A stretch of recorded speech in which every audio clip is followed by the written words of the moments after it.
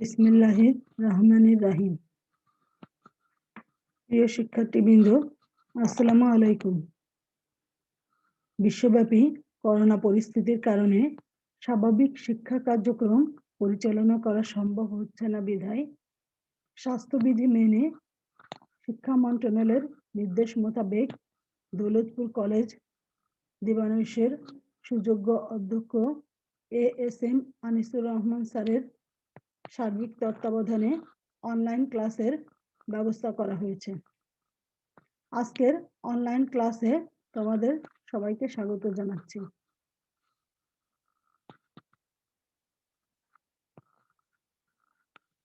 আমি শারমিন জামান, প্রভাষক, সমাজকর্ম বিভাগ, দৌলতপুর কলেজ দিবানৈশ, দৌলতপুর, খুলনা।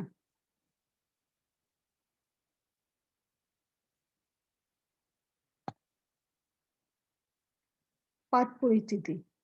শ্রেণী একাদশ, বিষয় সমাজকর্ম, দ্বিতীয় পত্র, অধ্যায় তৃতীয়, সামাজিক সমস্যা সমাধানে সমাজকর্মের অনুশীলন। আজকের আলোচ্য বিষয় অপুষ্টি বা পুষ্টিহীনতা, অপুষ্টির প্রভাব বা পুষ্টিহীনতার প্রভাব। আজকের ক্লাস শেষে শিক্ষার্থীরা তোমরা যা বলতে পারবে, অপুষ্টি কি তা বলতে পারবে। অপুষ্টির প্রভাব বিস্তারিতভাবে বলতে পারবে।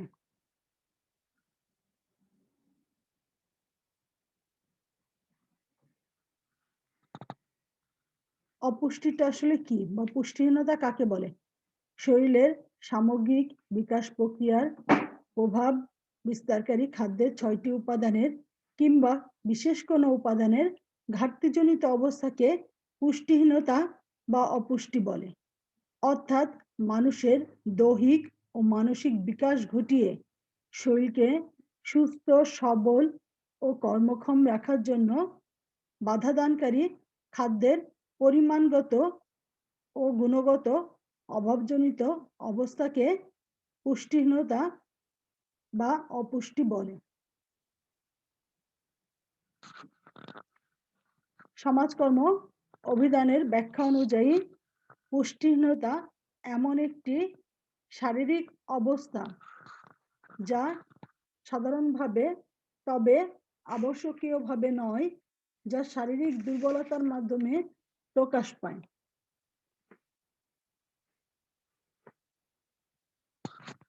প্রখ্যাত স্বাস্থ্যবিজ্ঞানী J.E. Park and K.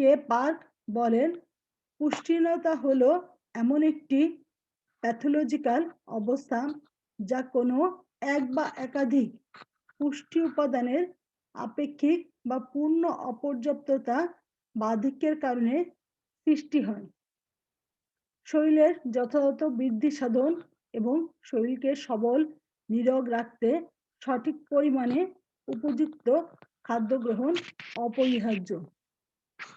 প্রয়োজনের তুলনায় কম খাদ্য গ্রহণ বা অতিরিক্ত খাদ্য গ্রহণ দুটি শরীরের জন্য ক্ষতিকর, এবং যদি কম খাদ্য গ্রহণও হয় বা অতিরিক্ত খাদ্য গ্রহণ, যেটুকু প্রয়োজন তার থেকে অতিরিক্ত খাদ্য গ্রহণ করা হয়, তাহলে কি হবে? পুষ্টিহীনতা বা অপুষ্টি দেখা দিবে।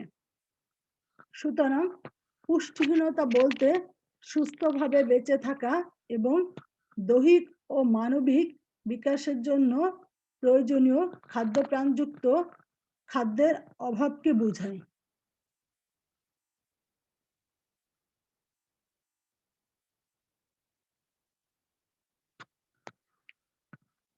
পুষ্টির অভাবে রক্তশূন্যতা, চক্ষুরোগ, রাতকানা, রিকেট, স্কারভি, গলগণ্ড, চর্মরোগ, লেথারিজম প্রভৃতি রোগ দেখা দেয়।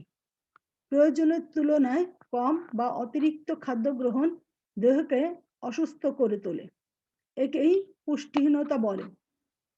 পুষ্টিহীনতা বলতে সুস্থভাবে বেঁচে থাকা ও দৈহিক ও মানবিক বিকাশের জন্য প্রয়োজনীয় খাদ্যপ্রাণযুক্ত খাদ্যের অভাবকে বোঝায়। পুষ্টির অভাবে রক্তশূন্যতা দেখা দিতে পারে, চক্ষু রোগ হয়, রাতকানা, রিকেট, স্কারভি, গলকণ্ড, চর্মরোগ, লেথারিজম প্রভৃতি রোগ দেখা দেয়।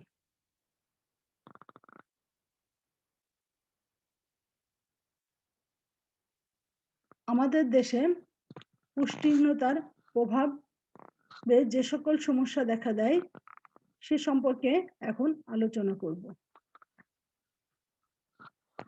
রোগ শোক। পুষ্টিহীনতার প্রভাবে নানা রোগ ব্যাধি সৃষ্টি হয়। এর অভাবে মুখে ঘা হতে পারে, মাথা ধরা, দাঁতের গোড়া দিয়ে রক্ত পড়া, মাড়ি লাল হওয়া প্রভৃতি সমস্যা দেখা দেয়। এছাড়া স্কারবি, বেরি, রিকেটস প্রভৃতি রোগ পুষ্টিহীনতার অভাবে দেখা দেয়। মানে আমরা দেখতে পাচ্ছি যে পুষ্টিহীনতার কারণে মুখে ঘা হতে পারে, মাথা ধরা রোগ হতে পারে, দাঁতের গোড়া দিয়ে রক্ত পড়তে পারে, মাড়ি লাল হতে পারে, স্কারবি, বেরি রিকেটস এই ধরনের রোগও পুষ্টিহীনতার অভাবে দেখা দেয়। অস্বাভাবিকতা। পুষ্টিহীনতার শিকার শিশুরা বড় হয়ে স্বাভাবিক হয় না। স্বাভাবিক বাচ্চারা যেমনিভাবে বিকাশ লাভ করে, পুষ্টিহীন বাচ্চা আসলে সেভাবে বিকাশ লাভ করে না। কারণ শিশুর বৃদ্ধি ব্যাহত হয়, ফলে ওজন কম হয়, বয়স হলে অকালে বুড়ো হয়ে যায়। রক্ত স্বল্পতা থাকলে নারীর মৃত্যু হার বেড়ে যায়। কর্মক্ষমতা হ্রাস পায়। পুষ্টিহীনতার মানুষের কর্মক্ষমতা হ্রাস পায়। যখন একজন মানুষ সঠিক পুষ্টি পায় না, তখন সে কাজে মনোযোগ দিতে পারে না এবং তার শরীরও কাজে উৎসাহিত হয় না। ফলে ব্যক্তি কাজ করা থেকে বিরত থাকে, তাদের উৎপাদন ক্ষমতাও হ্রাস পায়, নানা সমস্যা সে আক্রান্ত হয়। অকালে মৃত্যুবরণ। আমরা যদি দেখি, পুষ্টিহীনতার কারণে অকালে ব্যক্তির প্রাণ কেড়ে নেয়। বাংলাদেশে বহু শিশু পুষ্টিহীনতার ফলে মারা যায়। এদেশের 5 বছরের কম 2/3 শিশু পুষ্টিহীনতার জন্য মৃত্যুবরণ করে।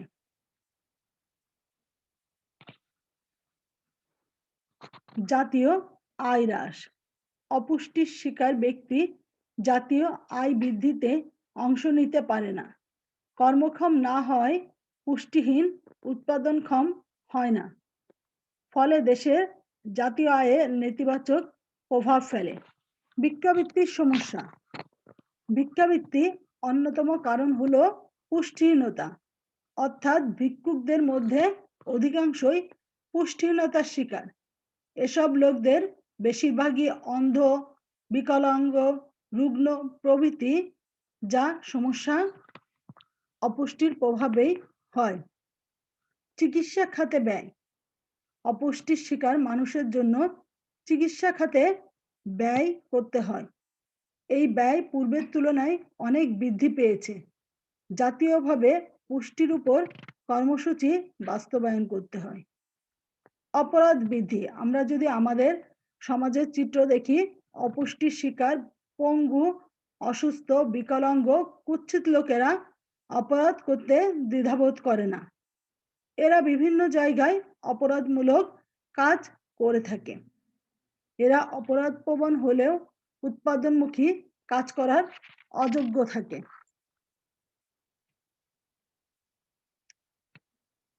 স্বাস্থ্যহীনতা। পুষ্টিহীনতার শিকার প্রতিটি মানুষই স্বাস্থ্যহীন। এদেশের নারী ও শিশু এ অবস্থার শিকার সবচেয়ে বেশি। গর্ভবতী মায়েদের ভিটামিন এ এর অভাবে অসুস্থ হওয়ার প্রবণতা বেশি দেখা যায়। ক্লান্তি ও দুর্বলতা।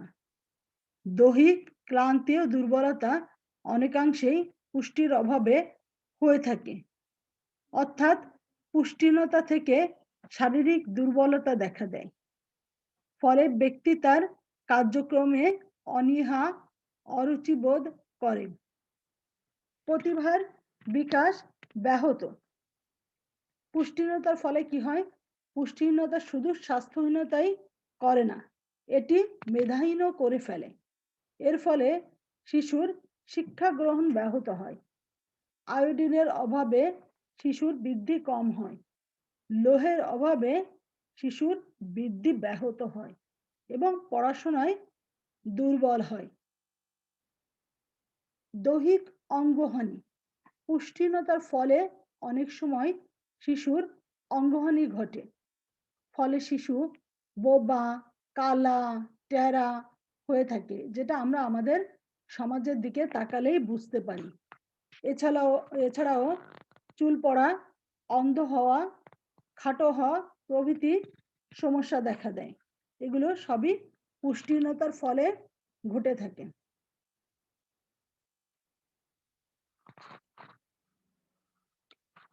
জীবনযাত্রার নিম্নমান, অপুষ্টির শিকার ব্যক্তি জীবনযাত্রার মান বজায় রাখতে পারে না।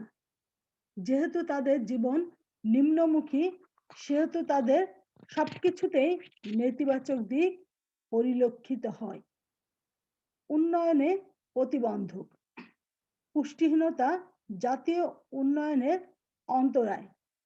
এদেশের আর্থসামাজিক উন্নয়নে এর ভূমিকা নেতিবাচক। এজন্য দ্রুত সমাধান না হলে এই সমস্যা আরো ভয়াবহ আকার ধারণ করতে পারে।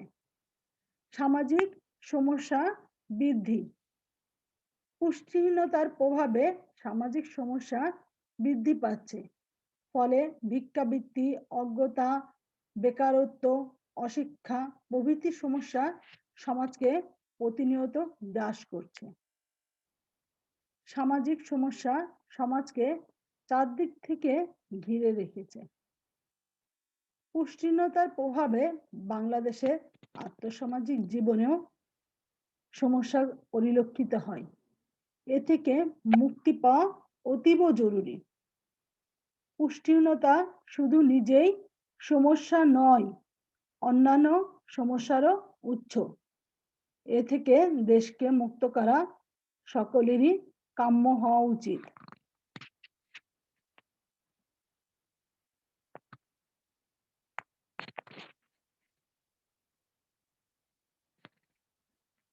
প্রিয় শিক্ষার্থীবৃন্দ,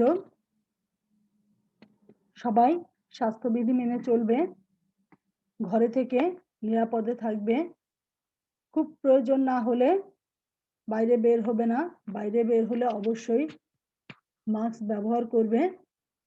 বর্তমান পরিস্থিতিতে প্রত্যেকেই সাবধান থাকতে হবে এবং অন্যদেরকে সাবধানে রাখতে হবে। আজকের ক্লাস এখানেই শেষ করছি। সবাইকে ধন্যবাদ।